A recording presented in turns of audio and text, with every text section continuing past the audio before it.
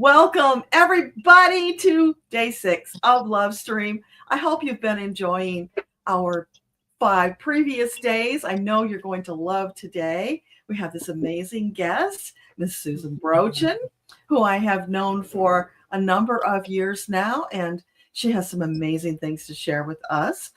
And I just got to clue you in. The energy's a little fizzy today. I don't know if you're feeling it, but Susan had real issues getting in. And we got a call this morning about David's mother, who's almost 97, and issues dealing with her health. So that's been going on. In the middle of that, I had my version of Metatron's message all edited and ready to go, and it got disappeared. So I'm going to have to deliver it from the raw version. You'll just have to be patient with me. We'll do the best that we can do. And you know that the topper on all of this is when I channeled this message, Metatron said there's nothing remarkable about today. I beg to differ. There's something going on.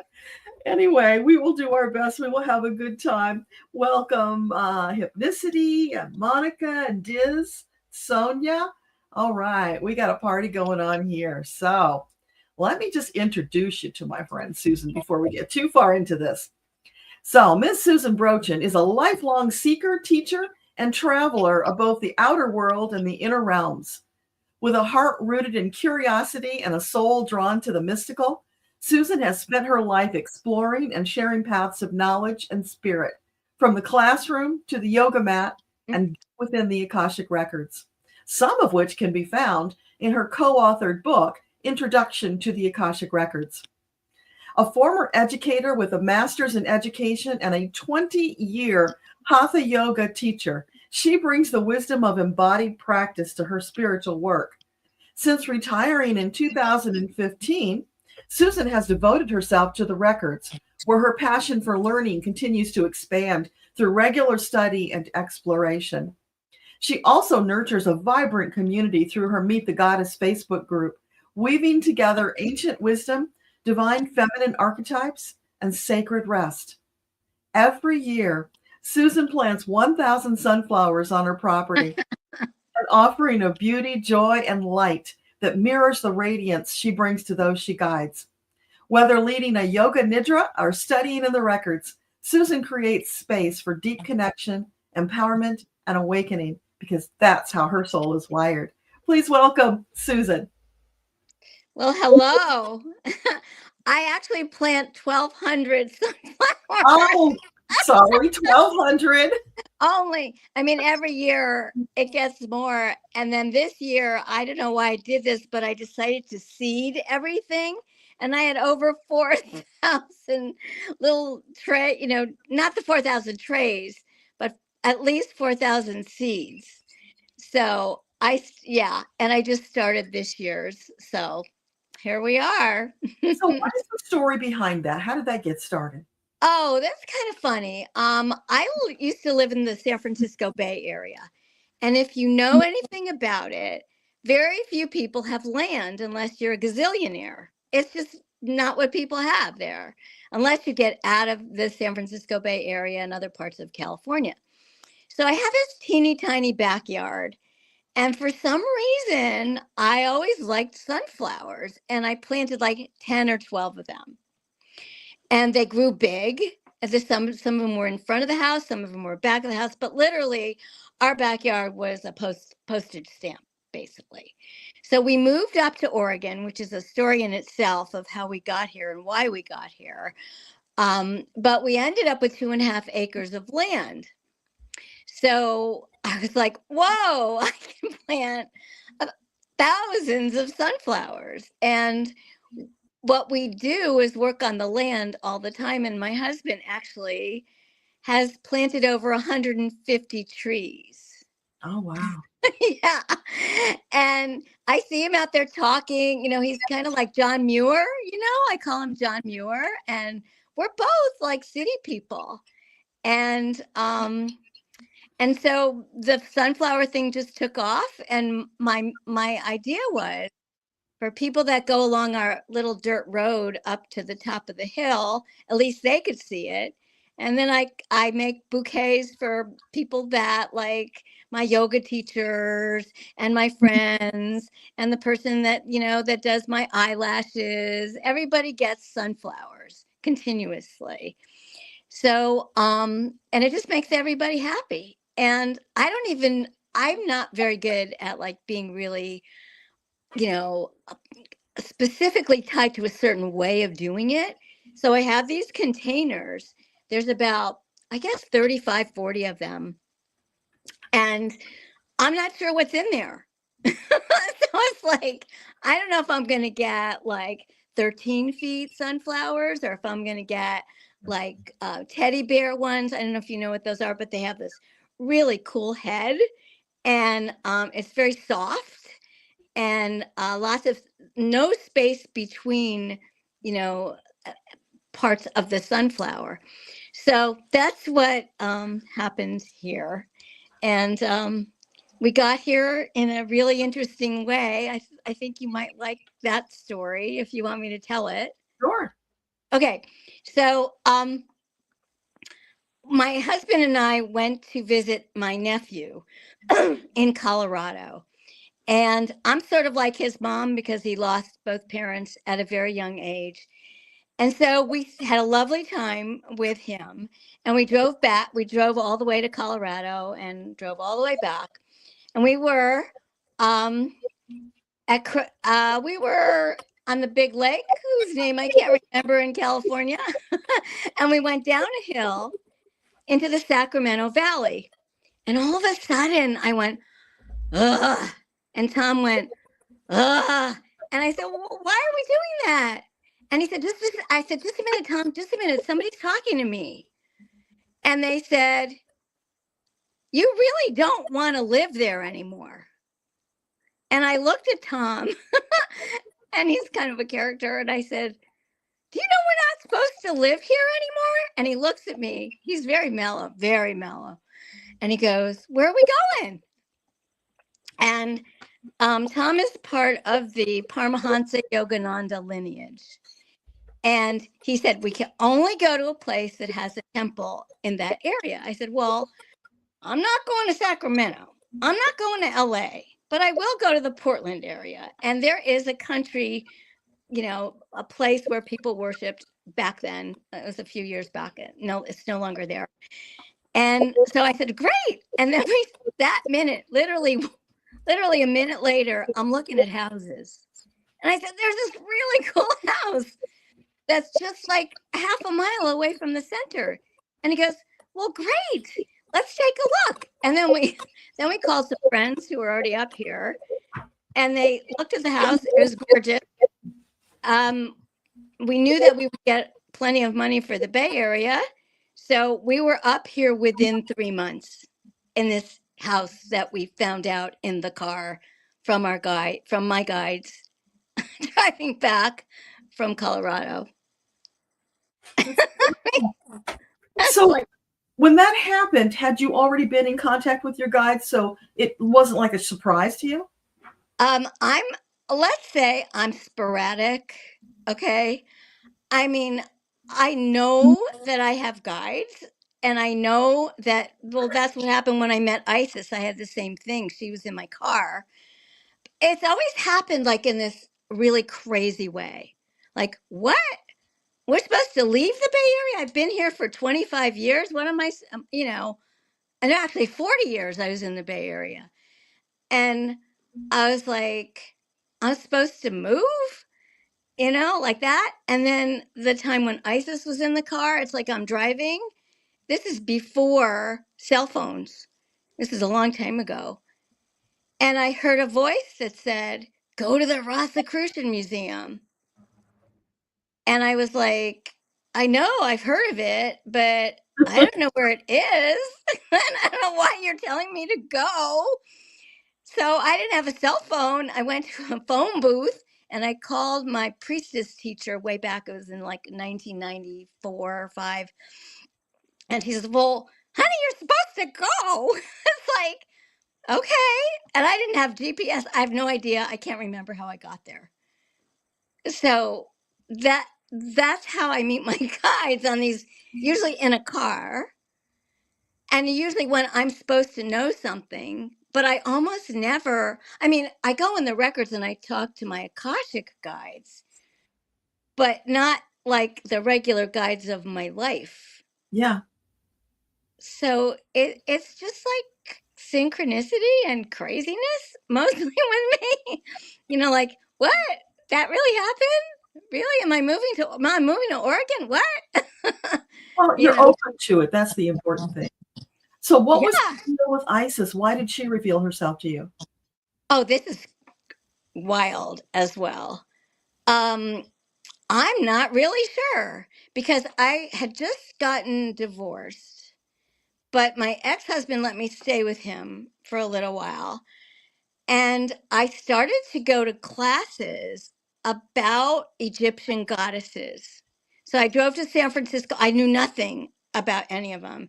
And I think they were doing Sekhmet and they were screaming and everything. I was like, this is really weird, but it's interesting. And I'm not sure because it was like 20 something years ago. I'm driving along on Highway 280 on the way back to Mountain View, California, where I lived, and there was there was like lightning. It was like not lightning, but there was something very strange. It was in front of my car. No, it was light in front of my car that was leading me away. And I think the same day was when Isis showed up and she said, "Go to the Rosicrucian Museum." So what they were doing, I think, is seeding things for me, Yeah. right? And so, um, once I, okay, so once I got to the Rosicrucian Museum, having no idea 20, 25 years later how I got there, um, I was told, no, I was not told anything. I was walking around and there, you know how like they have these goddesses that were like kind of large and they don't look like the goddesses that I talk to now. And so I was like, I don't know why I'm here. I can't figure out why I'm here.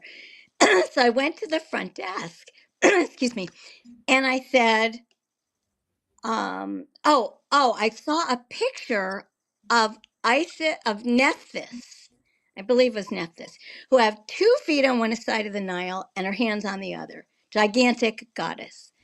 And I said, what is that? Who is that?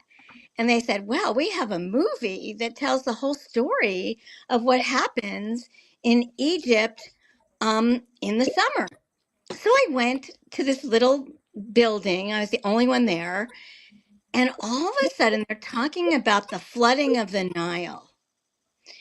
And they talked about the date. And I think you and are you a Cancerian as well? Uh-huh. Okay, so am I. So they said, the Nile, they didn't say, I did, but they said, they said, the Nile floods between July 17th and July 23rd or something like that. My birthday is July 19th. And when they started talking about that, I started crying. And I'm sure now I know what it was. It was the past life memory of being a priestess of Isis. Because once I got that, things started to happen. Not all the time. Because she doesn't like to bother people. She doesn't just come in and say, hey, what's up? um, we have an echo. You're hearing an echo? And that's okay. I'll live. No, That's keep fine. going. I'll fix it. Okay. So I burst into tears and I realized I've got to find out more about this lady, Isis, right? Because she's in charge of everything, basically. And so I went to East West Bookshop, which I was going to. It was nearby my house, and they started to have all kinds of, presenters and all of that. And I ended up teaching yoga there a few years later. And I just bought the statue, and I started talking to her. And we do not have an ongoing conversation. because she doesn't like to bother people. But Wow. but I felt like, oh, I'm supposed to study her. So it's been more sporadic than devotional, although I have all the books about her. That happened later. So that's that story. It's been like interesting. Let's put it that way. For somebody who taught elementary school in a public school, who grew up Jewish, who completely like was not into anything spiritual at all, it all came to me like like tornadoes, just like, oh, now we want you to do this and now we want you to do that. Okay, fine. So here we are. Now, the goddess introduction, did that happen after you retired or while you were still teaching? Well, the Isis was always with me, but one of the good things about leaving teaching for me was I have no children. Okay, I don't have like people to take care of. My family was in Connecticut, and I knew there was something else. And so I was praying and praying, and I went to this Oprah event, like this Share Your Life or whatever it was. It was in 2016, something like that. And I just went, what am I supposed to do? Why am I here? And that happened slowly. And I can't even remember when all the goddesses came in. I think what it was is I had a priestess teacher, and she taught us a lot about the goddess. But the group that I'm in happened in a really weird way. Okay. I don't know if I probably knew you then, but what was happening was I really didn't know where I was going or who, and I was just going to talk about one of the goddesses, and nobody showed up. So one friend and my husband showed up, and it was like, okay, I'll tell you about the goddesses, and I'll tell you about. I think it was um the I can't think of her name right now, of course, but she was a very early goddess. Her name begins with an S, um and she's like the main one that you go to. And then it was like, well, if nobody's coming, I'll just make up a class. And I had already known about several of them from my priestess teacher, so I made a big list. And then I started researching, and then I got a lot of books, which is what I usually do. And then suddenly Meet the Goddess was born. I mean, it was the same thing as meeting Isis. It was like, how'd this happen? I don't know. So here we are. Yeah, and you're talking about your Facebook group that's called Meet the Goddess, I right? am. Yeah. Yeah. So for Yeah. everybody here, you can friend Susan on Facebook and join that group. Like to learn more about the goddesses. Well, they find me on my Facebook group, and then we have a connection because Meet the Goddess is private. Yeah. So if there's just somebody that doesn't, if maybe they know somebody that's already in the group, they could get, But if they go directly to my regular Facebook page, or send me a little email, and then I'll put them there, and then I'll put them in the group. And we have 117 people. Awesome. Well, people are interested in goddesses these days, and you've got so much information to share. It's so beautiful. And I know you're doing regular presentations in there and sharing all. Yeah. Yeah, that just started. I just did that. I just did a Saraswati. No, actually, that's coming up. I did an ISIS presentation. This is funny too. Nobody signed up. My friend and I do it together. And by the time we walked in, I'd used my pendulum the night before, like, how many people are coming? There's nobody here. I got the number 12. Okay. So I'm walking in, and I said to my friend, she works with me, and she brings the flowers and she greets the people. We're really good friends from the Bay Area. And she goes, I don't know how many people are going to come, but the latest was 8. And by the time people walked in, there were 12. 4 of them were men. Wow. That's I awesome. was like, oh my gosh, there's all these men here. And it was really fun. Everybody was asking good questions. We pulled cards. We did I do a lot of interactive stuff. I think that came from my teaching. Mhm. You know, people want to participate when you give a class as Yeah. well. So, Makes it more real. Absolutely. yeah. So, Well, I know you have many more stories to share, and we're going to talk about some of those later. But okay. I think we should probably shift over and deliver Metatron's message, which is a very Yeah. unusual one. And I think it's in honor of you, which you will get when we get there. And then we'll talk a little more before we go on to your presentation. Perfect. So, everybody for hanging out with us. Let's see, what did Metatron have to share with you for day 6? He begins. Day 6. We are making grand progress. It is the most pleasing endeavor. We deeply appreciate all who are taking time out of their schedule to be with us, connecting on a deep spiritual level towards a common purpose. This is as it was always intended to be, and we are quite excited at the expansion in your consciousness, which we envision will lead to more such fruitful connections.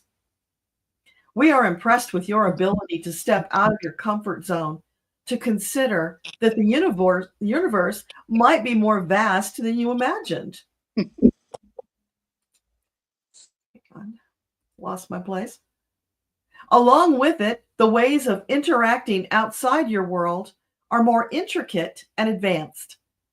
Let me applaud your curiosity and desire to learn more about extraterrestrials. Yes, they do exist. Yes, they are monitoring Earth.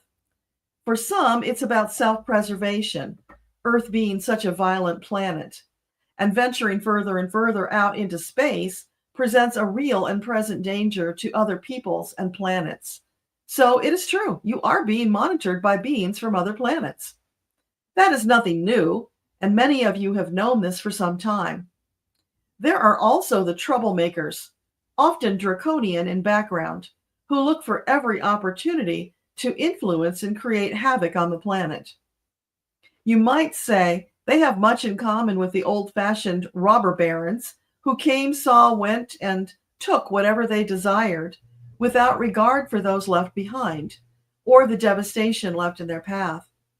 Nothing matters to them except satisfying their own greed and gluttony.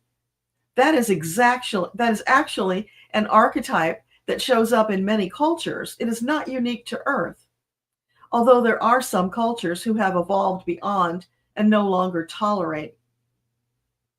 You need not fear the extraterrestrials, for they're not allowed to interfere and cause harm. While it's true they may inadvertently cause harm, they're not allowed to deliberately interfere. For the monitors amongst them, it would do well to leave them be. They are doing their job and are not interested in interacting with you. Then I ask about the ETs that are said to live inside the Earth. Can he validate that for us? And he says, yes, there are beings who inhabit space inside your planet.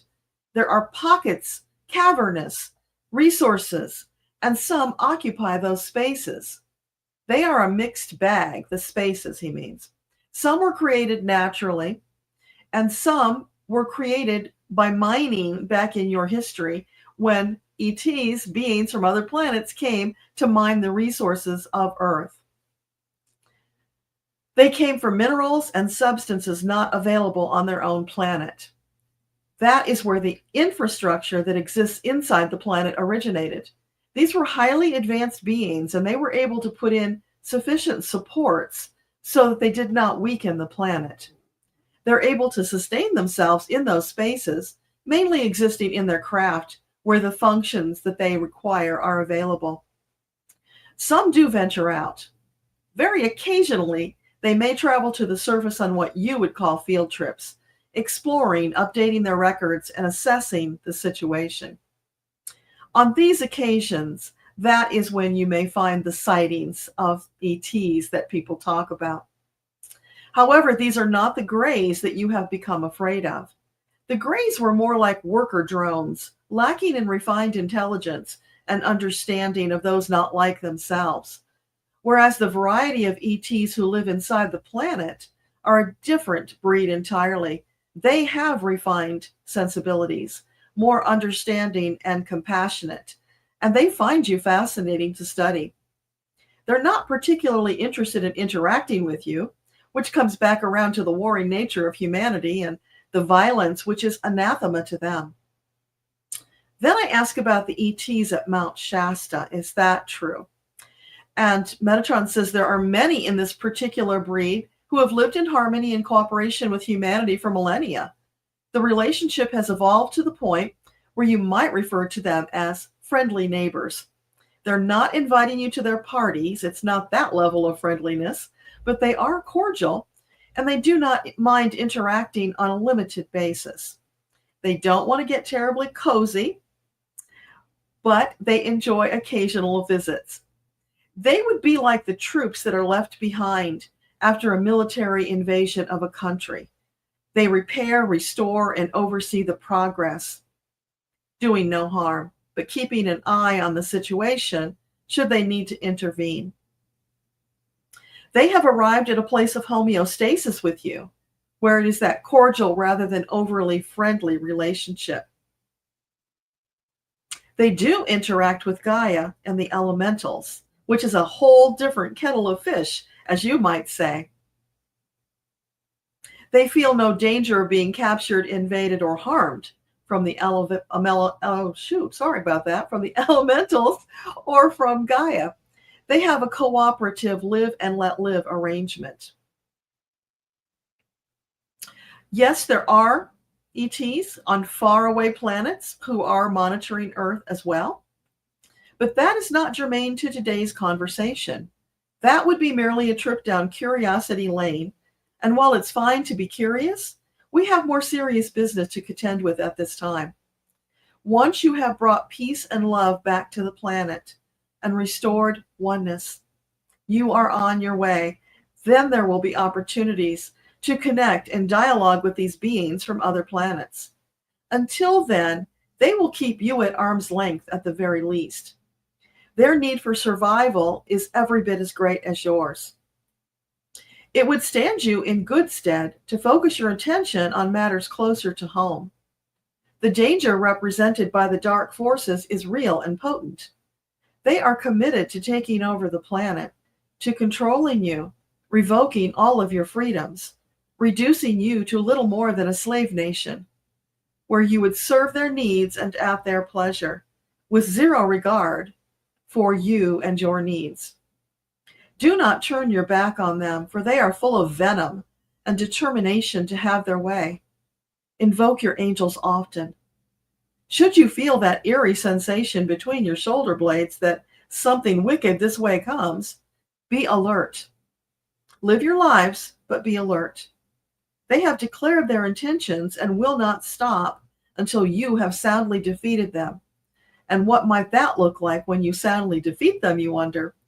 It might look like neutralizing, rendering their venom harmless, uprooting, driving them from their secure hidey holes, denying them space in your thoughts and in your presence, facilitating the awakening of those souls who have not gone beyond the point of no return, those who still have some doubts and are open to the possibility that they may be headed in the wrong direction and wish to reconsider.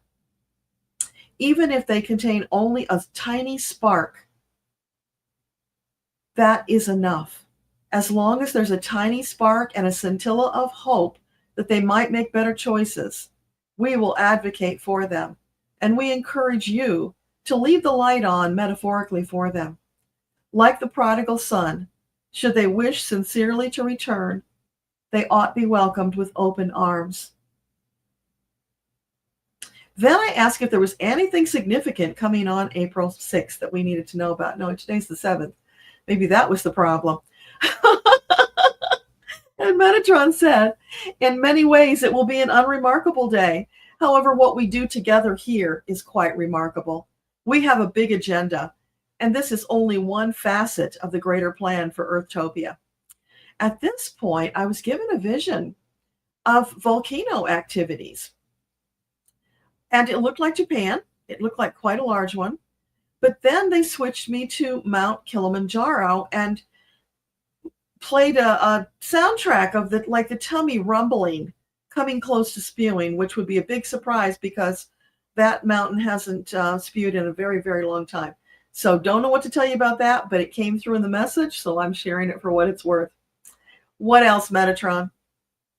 The people are now rising up to make their needs and preferences known. This is a good movement that will continue. It is what is needed at this time. The greedy, corrupt megalomaniacs made it. They convinced themselves that you didn't care what they did because you were too absorbed in your own life and couldn't be bothered. They thought they could steal you blind and get away with it. And by the time you did realize there was a problem, it would be too late and you would have fewer choices. But they didn't count on the awakened amongst you, leading the masses in protest, standing up to shout, "We're mad as hell and we're not going to take it anymore." That they did not count on. You have thrown them for a loop. Now they must reconsider their next move. Do they continue their world domination plan or do they pivot?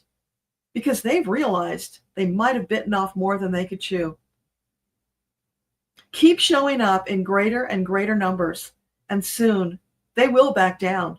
They are not prepared to stand against the multitudes. They thought it would be mostly a bloodless coup. They didn't count on their own blood being at risk. Rise up, my children. Take back what is yours. Create your new solid foundation, one that will never be shaken and destroyed. And now, let us turn our attention to more uplifting thoughts. We are delighted to share the platform with your guest presenter today, Susan. She is renowned on our side of the veil for her work in the Akashic records. She has earned our deep respect and admiration, and we are honored to share the stage with her. Unless you think we're trying to curry favor with Susan, I assure you it doesn't work that way. We simply acknowledge truth, and that is our truth. The opportunity to be so highly respected and honored is open and available to all of you.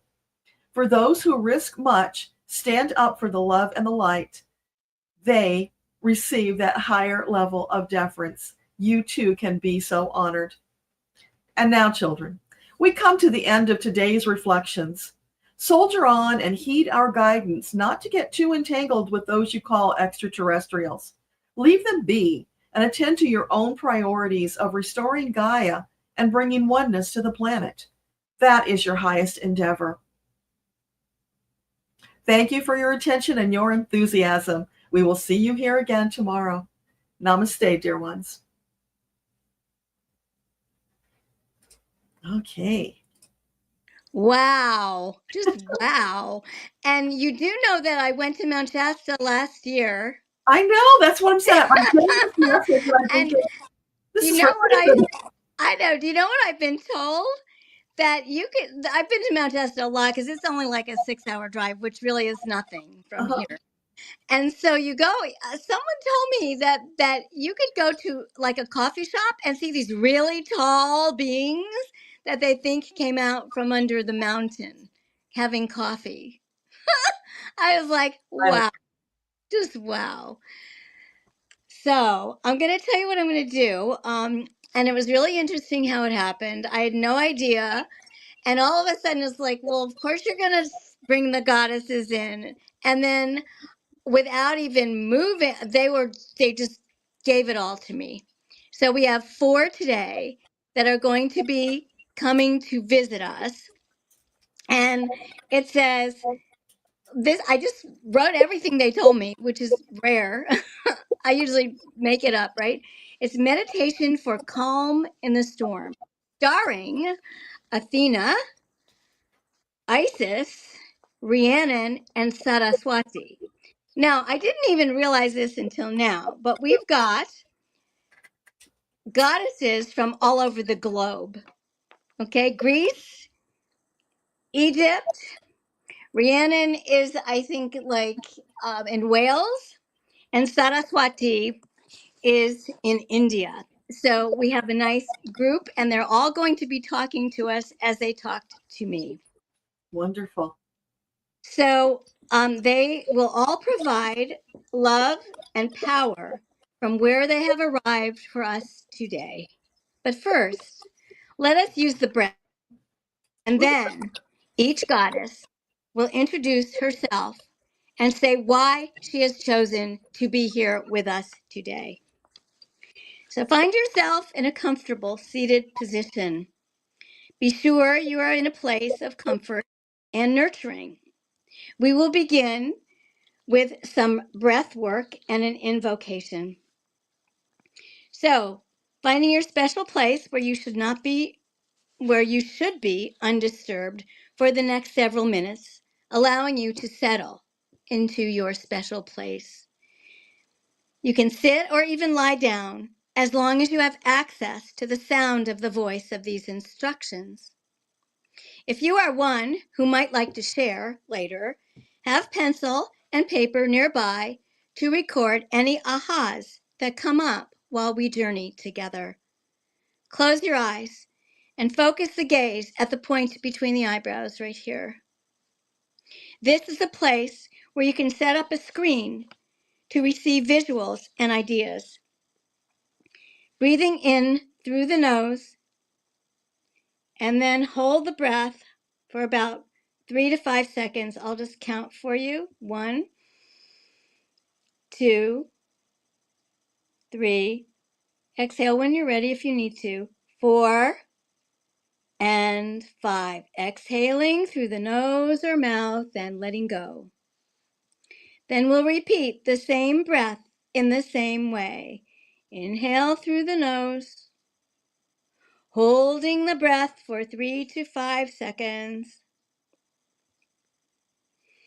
And then exhaling completely. Last one. Repeating the same breath, breathing in through the nose, relaxing the shoulders away from the ears, expanding the chest, holding the breath. 1, 2, 3. If you'd like to hold longer, go ahead. Then exhale completely. See if any visuals come to you with deep love and support. Maybe it is someone you love on the other side, or a guide, or maybe even a goddess or two. On the next breath, you are going to bring yourself to a happy place, a place of joy. It can be anywhere, on a hilltop overlooking,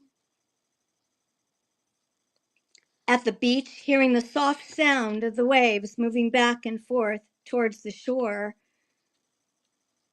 in the woods, surrounded by ancient and powerful trees reaching up to the sky, or even sitting at your desk, musing about what you would like to write about. These are only suggestions. What the mind can give to you, accept it as a gift. The idea in the here and now is to receive and allow. What comes with acceptance from your guides and security that all is well as it should be. And from that place, see what comes up for you. You could keep your eyes closed or look outwardly.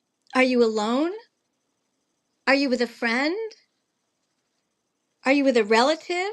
A pet? What might you see in the environment that you have chosen? Notice if there are any visitors who specifically want to welcome you. An animal, perhaps even giggling fairies among the grass, or flying out in the sky. Are you wearing shoes, or did you remove them and set them aside? The air is warm with hints of the depth of awareness of the spring. The skies which present themselves are filled with delight, perhaps soft, white, fluffy clouds peppered with geese along the way in a V formation, or even clouds that might look friendly, like loving animals in the sky. Take it in and revel in the beauty of the perfect weather of mid-spring. With each deep breath, you become more and more connected and more relaxed.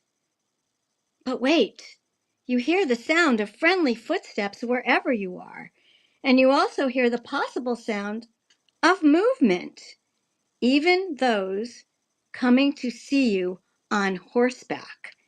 The sound of movement comes closer and closer.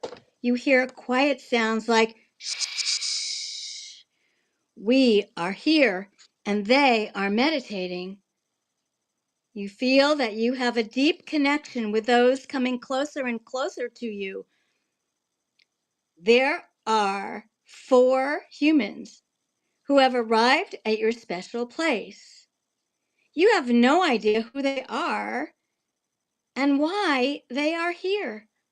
They speak no louder than the sound of shh. Again, you sit upright and even open your eyes only to see the most wonderful surprise coming toward you. You have never seen the power of these women walking towards you in silence. You look at them, and some look sort of familiar, like from a dream, and some not. One of the wild women speaks for the group of 4, a balance of different skills, balanced by interest, love, and healing, which sometimes was easier than others. They take turns and introduce themselves, stating their purpose for being with you today or tonight. The first one to speak introduces herself. Athena says 1, 2 says Isis, 3 says Egypt, and 4 is, looks like 5. And 4 is Rhiannon from Wales. No, that's okay. And we end up with Saraswati from India. All have come from a different place, a different time, a different location, but they show up with great delight and excitement to invoke their beliefs and connection to the greater good. So without further ado, they shall speak of why they chose to be here, for you, to calm the body, to embrace a clear acceptance of what is there for us, and how we can be the light in the dark and the calm in the storm. In addition, it is interesting that the sound of galloping horses has attracted others who are in the same location as you, but you have not met up till now. The voices around us are still quiet and ready to hear what everyone has to say to us. They each wish to speak, and no one seems to want to take the role of being first. Each honors and respects the others for what they do, say, and create. And of all the 4, the one who wishes to step forth first, no surprise, is the goddess Athena, who the city of Athens is named after. Some of you may have been to Greece, to the city named after me in Athens, she says. Some of you may know the story of the Trojan War. Some of you may know me as the protector of heroes or my connection with the skills of weaving and artistry. I come here not to pay attention to myself, but to speak with you of these times. But in the long run, none of this really matters, for we are all footprints on this planet Earth. My work was for the people, to help them establish the city of Athens, which I had the pleasure to rule.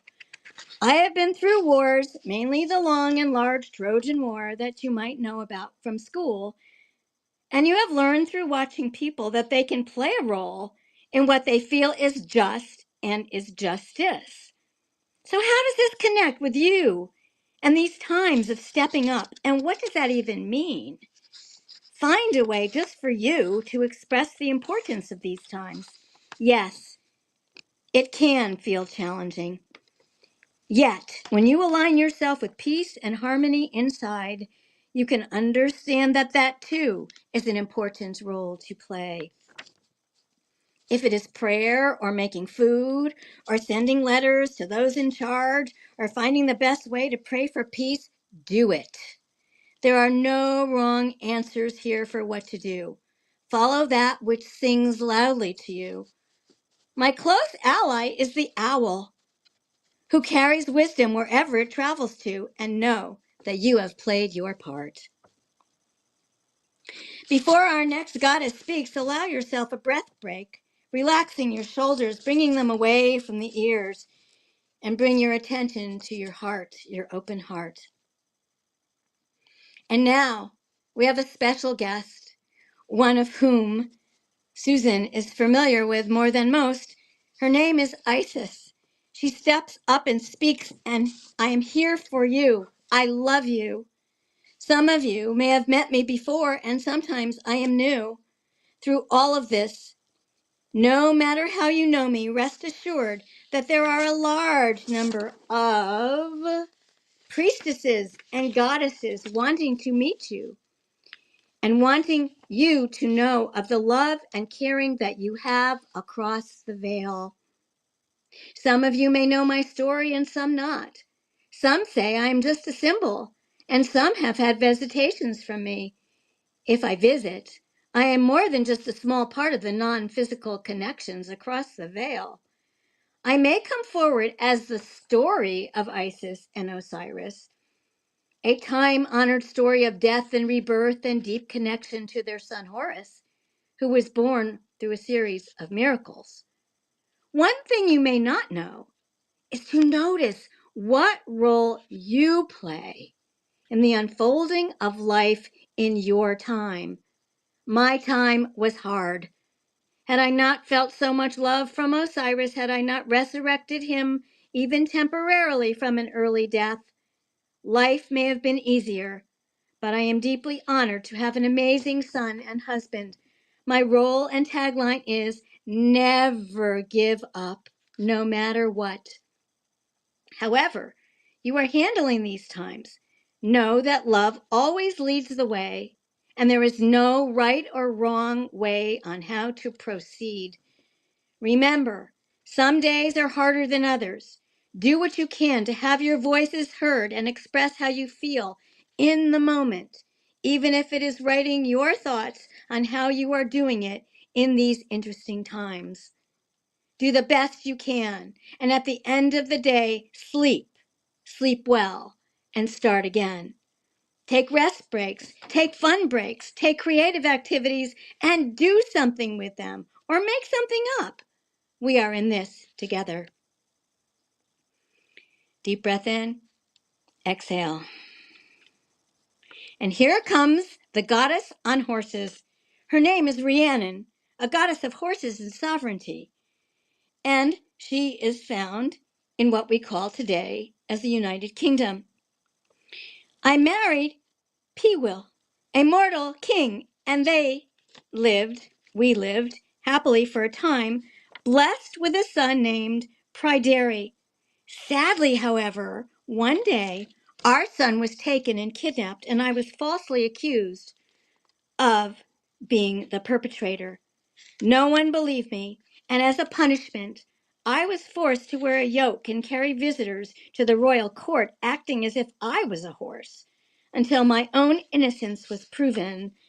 After many, many years of penance, which I endured with quiet dignity, a noble and his wife and young boy arrived at the castle miraculously, and the boy handed Rhiannon, me, a piece of cloth that I recognized as having sewn before for my beloved son. The noble explained that he had found the boy in a field after a mare had given birth, and he had raised this child as his own. Rhiannon immediately recognized her son in the boy and forgave those who had wronged her. What does this have to do with enduring these times, you might ask? I did what I did because there was no other way out. The collective did not believe me, And I knew that this was my need to carry on and be strong. And forgive your adversaries. This reaction might not be the same as yours, but it is there for you to think about. Sometimes we are caught in the middle of something like unfairness or empathy for another. What do we do about it? How do we act? Pray. Write letters to those in power? Or stay silent and show through prayer how much you care inwardly. And our last and final guest is a short one. Our goddess of the moment is called Saraswati from India, the goddess of the river of the same name. It's all about flow, she says. And she is in charge of helping others with their creativity, no matter what it is that you choose to do. That could mean simply finding something to keep you focused and even to brighten up your life and those of others who want to work with beauty. It could be weaving, dancing, singing, writing, being part of a theater group, painting, photography, or what else works to keep you focused and positive, or even a simple walk in the woods. Call out the name of Saraswati and she will assist. Thank you, goddesses, for your kindness, your examples, your stories, all of which assist us and find a way through this labyrinth of life, this life that we live in this time. Blessings. Take a long, slow, deep, nurturing breath. If you wish, stretch out your arms to the sky to bring in the energies of the great above. Take a deep breath. Exhale when you're ready. And in any way that you can, with your hands at your heart or waving goodbye or whatever it is, thank the goddesses who have been with us today. And again, stretch your arms up to the sky. And with another deep, deep breath of love, express this moment of gratitude to be with strong, like minded people who are a part of the shift in consciousness in our times. Namaste, everyone.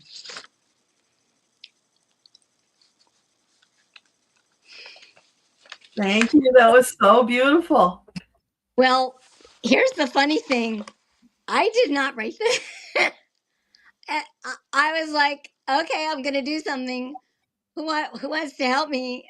And they dictated almost all of it. Isn't that crazy? It's wonderful. Yeah, I love it. Yeah. Debbie says, your energy is contagious, Susan. Thank you. Aw. That's so beautiful. Bless Yeah. it. Now, the last one, is it Sarah or Sura Swati? It's Saraswati. Sarah. Saraswati. And she was actually named after the Saraswati River. Yeah. Yeah. I felt particular resonance with her, but I'm not sure why. Do you do things that are like in the arts at all? Other than these graphics, no. Well, that's something. I didn't even realize it, but we have pictures. Tom has a huge picture of her in his meditation room, and I have another one here. And she's actually the next goddess I'm teaching at the bookshop in about 2 weeks. Yeah. Yeah. But So she's in the flow. She's known for the flow. oh yes. Now, Yeah. is she the one that you were talking about who is over the Nile River? No, that's not Isis. That's Nephthys. Nephthys, I believe it is. And I don't know much about her. I might have the name wrong, but she might also be Isis's sister. But I never really got into the ins and outs of the goddesses that I really don't have huge resonance with. Like when the resonance happens, it gets really big. Yeah. If I have the time, So yeah. Count? Do we know how many there are? What's that? Do we know how many there are? Goddesses? Oh, thousands. Okay. Thousands. Because there are many. I just got a big fat book of all goddesses everywhere.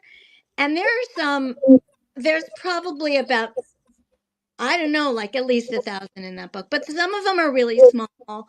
Some of them are in places that we're not too familiar with. Like I don't really know much about like Japan or China or those places. It's mostly to the places I've actually traveled to that I have a strong resonance with. Because every single one of these has been a place that I've actually been to.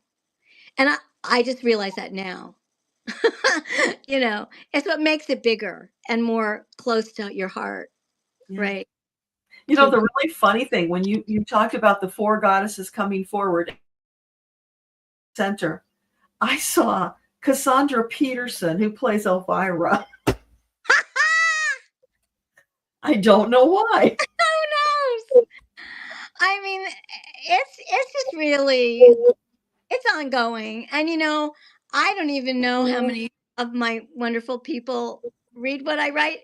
And maybe they'll do it like without announcing. It's fine. It's a gift to the world. It's just like bringing these in and even having one time where that the goddess is really present for you.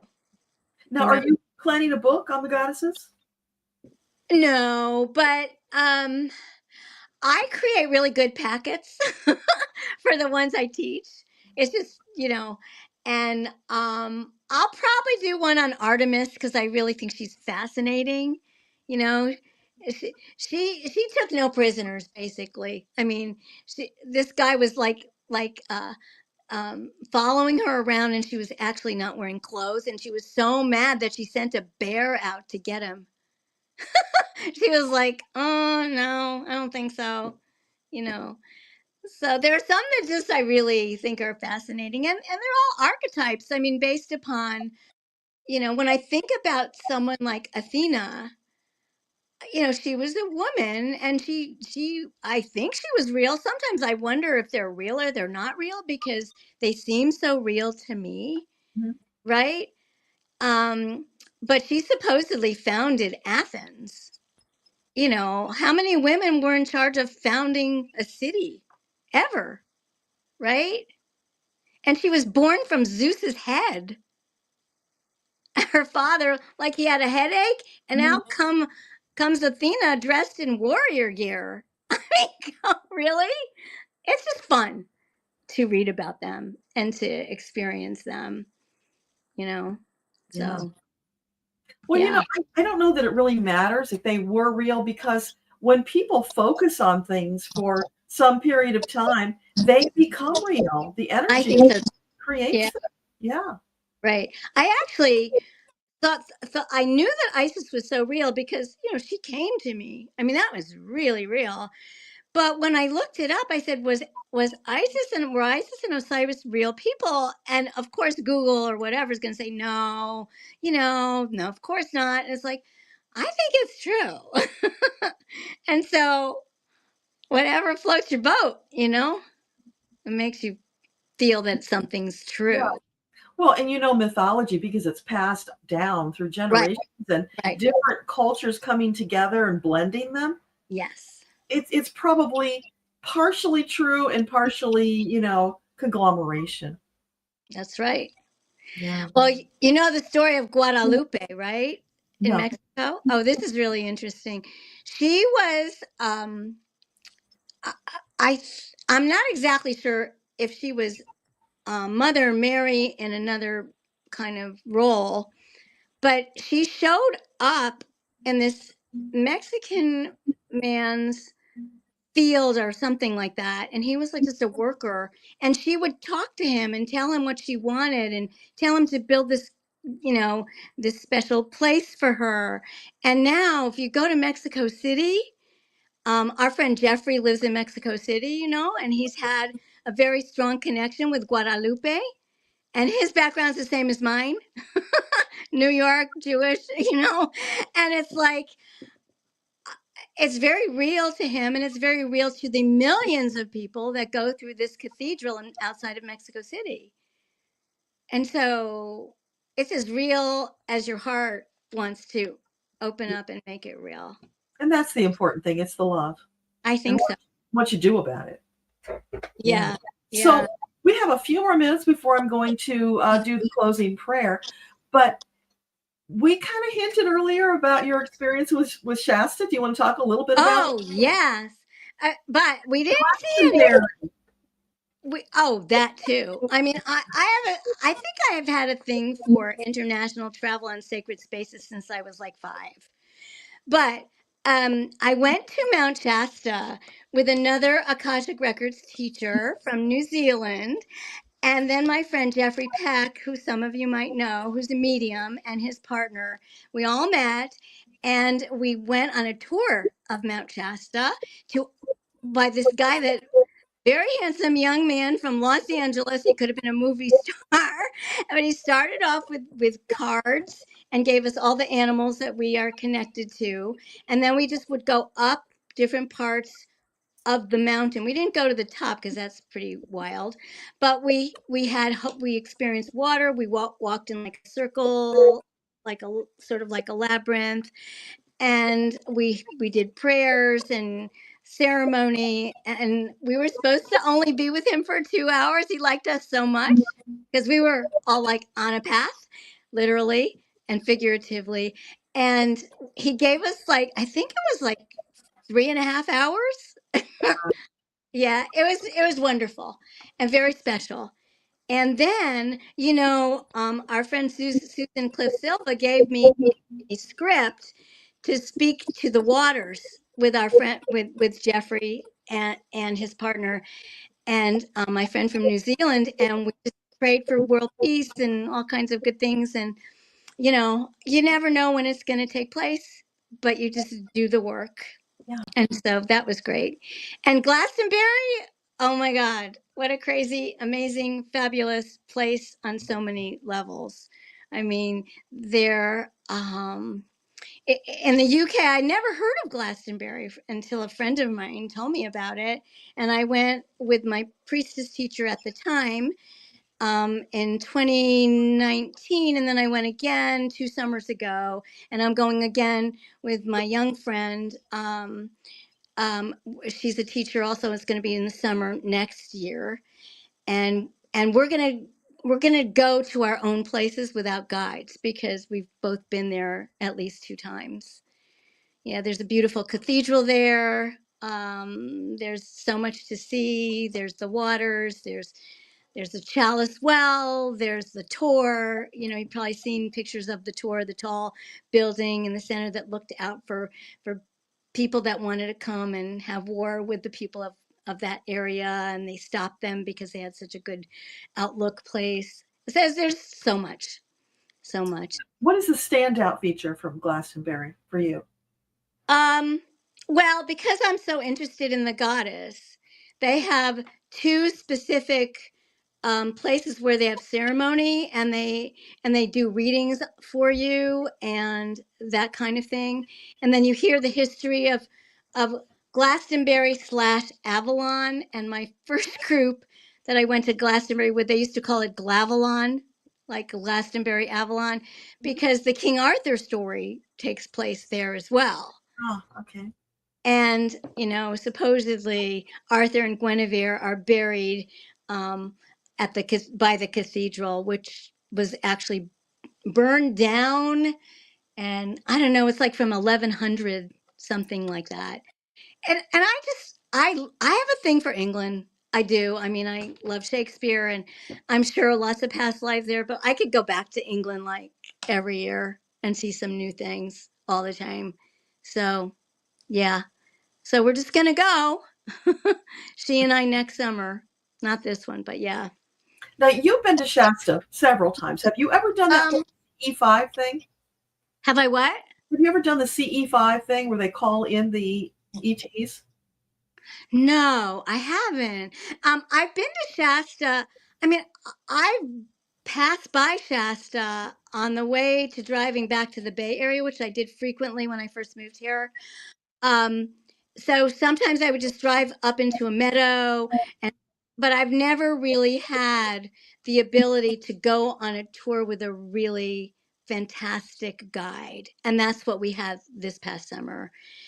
And we're not sure what we're going to do this summer because everything's all weird with national parks and this and that. And so I'm hoping to get there. It's really easy.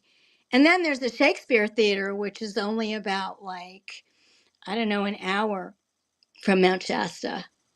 That's based upon, you know, the theater in England as well. So yeah, and it's close. So this was fun. Yeah. Does anyone have any questions they want to ask or anything? I'm monitoring the comments here. So far, I don't see a lot of questions, just comments.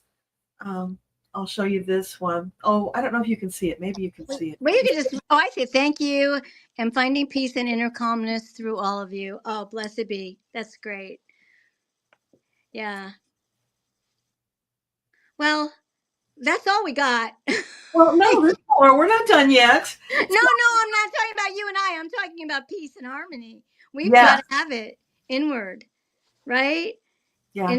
Instead of buying into, I mean, I watch the news, but it's not my life. It's like, okay, this happened.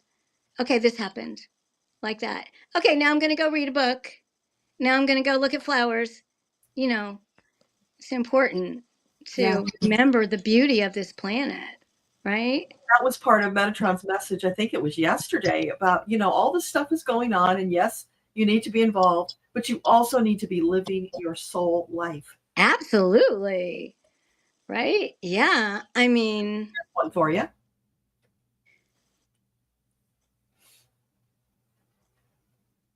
Ooh, very possible. Very, very possible. She's stone like with wings to the outside. Yeah. She's very powerful. So I don't know if you've seen any of the previous days, but we got this thing going on where when it comes time to do the closing prayer, it's a surprise guest that shows up. Really? So we had Robert Schuller, we had Raziel one day, and we had Dolores Cannon one day. And who am I forgetting? There was somebody else. And today is no exception. Another surprise guest. Oh Eleanor Roosevelt. Oh, and I'm a big fan. I'm a major fan. I was trying to remember if you had a thing for Eleanor because what was Eleanor?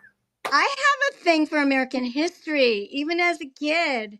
You know, I wanted to know about all the presidents and all their wives and all the things they did. But I've watched all the shows about Eleanor and Franklin. Oh, awesome. I had a feeling it was connected because we're finding every single day synchronicities.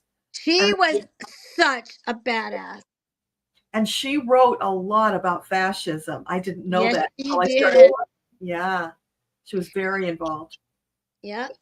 And she was out right by his side a lot, you know, helping him out and giving him ideas and all of that. And then I think wasn't she a representative at the UN or one of the founders of the UN? Something like that. I don't know, but I she think was so. a lot to assist him when he was not able. I mean, yeah, it was sad.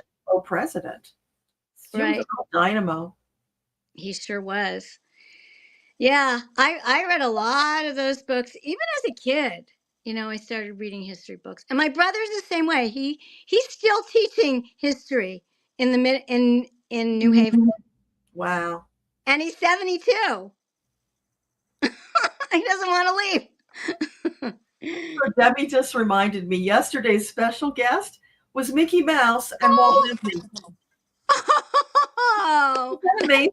I mean, who could guess these things? It feels random, but I know it's very purposeful. Yeah. So who knows who's coming tomorrow? It's an exciting thing every day. You never know. Yeah. Right? So let me tell you what Eleanor had to say, and then we'll come back and do our wrap up. Okay. All right. Get ready, you guys. So I asked her, should I call her Mrs. Roosevelt or Eleanor? Because I never know. And she's good with Eleanor. And I asked, what did she want to share and why? And she said, my generation fought, sacrificed, and suffered to rid the world of fascism. Before this, it was unimaginable that it would ever return, at least to the lengths that it has. There's great sorrow on this side of the veil about the level of hatred, citizen against citizen, family member against family member, gender bias, racial bias, the movement to strip women of their hard-earned gains and privileges. It's a travesty. You must stand up and fight against it now, lest your children and your grandchildren pay the high price for your failure. It's time to wake up and smell the coffee. See the truth of what the U.S. has degraded into. It's unfathomable that you could have come to this. Heartbreaking, and in far too many corners of the world, not just the U.S. Apathy has crept in, infecting those who used to know better, causing them to surrender in hopelessness, to forget how powerful they are. A bloodless coup. Surrender before a single shot is fired across the bow. Does your freedom and sovereignty mean so little to you that you would willingly surrender? Just to avoid conflict with your fellow citizens? Where are your guts and your gumption? Your ancestors mourn the loss of hard-won rights. How quickly you've forgotten those who died for your freedoms. So today, I have come to deliver closing remarks, if not exactly a prayer, to remind you, you are sovereign souls, powerful in your own right, possessing the inalienable rights that your Creator gave you. And I entreat you, stand up and fight. Hold the line. Do not allow them to push you back, to steal your freedoms, to steal your very country, your way of life. Today is a fine day to draw a line in the sand and declare no more. No more retreat. No more allowing those who have no actual power to act as if they do while stealing your power. That is madness. It must end now. You will have to be brave. You'll have to speak up. You'll have to hold the line. There are certain responsibilities that come with living in a free land, a privilege that has been denied many. I beseech you, find your inner warrior. Stand. Hold the line for democracy. Do not allow the destructive bulldozers to run you over, flattening your resolve. Take back your power today. Your angels will happily help you do that. They will point you in the right direction. I highly encourage you to reach out to your fellow citizens who've also awakened and are ready to take their power and their freedom back. Stand side by side with them. No more retreat. It's time to march onward to the freedom bestowed upon you by Creator. To the ladies out there, I encourage you to talk frankly with the men in your life. Tell them about your needs. Help them see how it benefits them when you're supported and fully empowered, invested with the freedoms that have always been yours. There's much more I could say, but now is not the time to draw things out. I've said my piece, and I bid you glad tidings, love and happiness, supportive loved ones who will hold and cherish you in the bosom of your family. And if that is not your reality, then create your own family amongst others like you who are walking the same path. Choose the family you wish and march forward to Earthtopia with them. Onward to victory. Together we go. Thank you. Thank you, Eleanor. Thank you. Yeah. So I'm just astonished that she chose to come and join us in our group here. And that is, It's beautiful. it speaks to you about the power of what we're doing here. Even though it might feel smallish, Metatron and the angels will magnify it and send it out to the world so that it will reach those they need to reach. And here we are. We just had that amazing protest on the weekend. Oh my gosh. We're doing it, Eleanor. It's fantastic. Yeah. I think she probably saw it. So yeah, I think it was to address that. That's great. It's a wonderful start. Keep going. absolutely. It's going to have an effect. It has to. Yeah. Yeah. Have you heard of the play Suffs? No. SUFS? It's Okay, it's about suffragettes in the 1900s. And it was on Broadway. I was, I didn't tell you I'm going to New York to see plays in about 3 or 4 weeks. But it's now touring the United States. And Hillary Clinton, I think, had a big part in it, like getting it started and stuff like that. Wonderful. That is awesome. Yeah. Here's a comment for us. Yes. I love it. Activists never retire. Never. Exactly. Yeah, they know. Yeah. We have so much support on the other side. It is amazing. When Dolores Cannon came through, she talked about how they're advocating over there. And people I've spoken to in the past, John Denver, Maya Angelou, they are working on the other side, advocating for Gaia. It's amazing what they're doing. Yeah. Wow. And Dolores said, hey, I'm coming back one day. I want you guys to get this right. Oh. I have a story to tell you afterward. Okay. About my grandfather arriving like Mary Poppins. It's good. Awesome. Well, do you want to tell the people and not leave them in suspense? Sure. Okay. So I was woken up one night it was like in July, and I was told I have my own meditation room. My husband has his own meditation room. Mine has big pictures of Isis and so on. And he said, or someone said, get into the meditation room right now. Someone wants to talk to you. It's like, okay. And my grandfather and I were very, very close. He died a long time. He died in 1971. I was only 20. And I was like the oldest of 6 grandchildren. Okay. So, but he's very ascended in terms of his own beingness. So he comes to me in the records and he says, hey, we're here. We're coming down. I said, what are you talking about, Poppy? I hadn't talked to him like since 1971 or so, and he goes, we're here to stop this madness and make sure everything is okay. He was a strong Democrat. Wow. Right? And Adlai Stevenson was his hero, right? So, so he said, I'm here to help. And a whole bunch of other people are coming down, sort of like in Mary Poppins, but all over the place. Yeah. But then what happened was, like what happened with a lot of us when we heard the news after it all happened, I was like, are you still here? And I'm actually hearing him say, yes, I'm still here. I'm trying to make a change. So we have, I know this is a little odd, but we have a lot of beings who have decided to come here to the earth in disguise to help us through these times. Yeah. And maybe he didn't get what he was hoping to get for us, but he and many, many who feel it's their dharma to come and work with us and how we're getting through this time. So, that's wonderful. Yeah. He Yeah, says, I see them with their Mary Poppins. I know the umbrella is falling down. It was like, awesome. oh my God. It's just like, and then the fact I talked to him for like 52 years, or 53 years. And we were extremely close. I was the oldest of all the grandchildren. And I was curious about what he did. He was very introverted, didn't like to talk to all the relatives that hung out in the living room with his wife, my grandma. So I would go up and watch him work.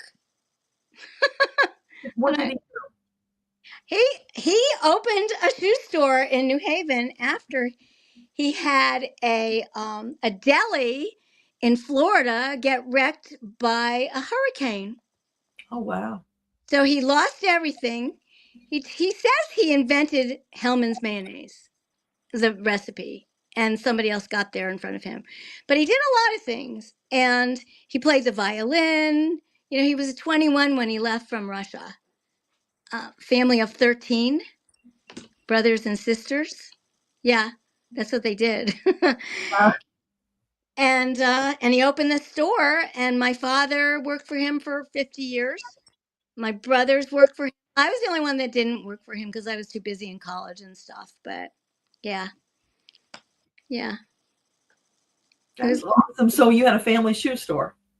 We did, and it was called Arnold's Boot Shop. And I always ask them, why is it called Arnold's? He says, well, some guy named Arnold sold us the store. What are we going to do? That's as good a reason as any. Yeah. You know?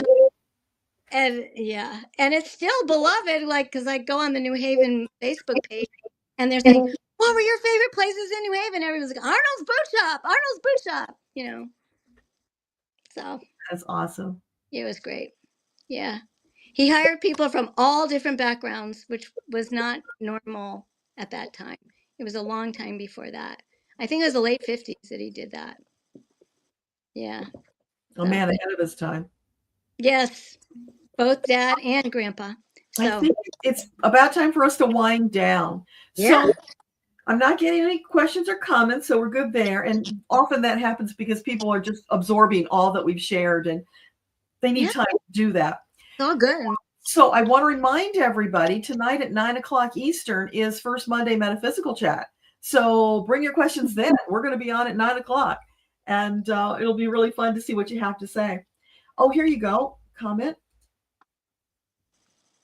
Where'd it go? Come on, show up. There we go. Sue Shiner is the airport talking to people. Well, what to do to make change? Oh my God, that's great. Yeah, it could be.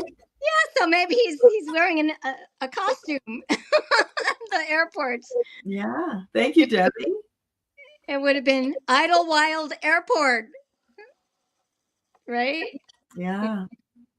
Thank you, Linda. Appreciate that. Yeah, very cool. Yeah. So do you have any comments you'd like to make in closing? Anything you just to wrap up? Just be kind to yourselves. You know, like if you're feeling a little bit off, just be with it and then let it go. And find funny shows on television if you can. I've been listening to music a ton. And I actually put it on Facebook, my Facebook page, and all these different songs by Neil Young and Joni Mitchell. That's my time period.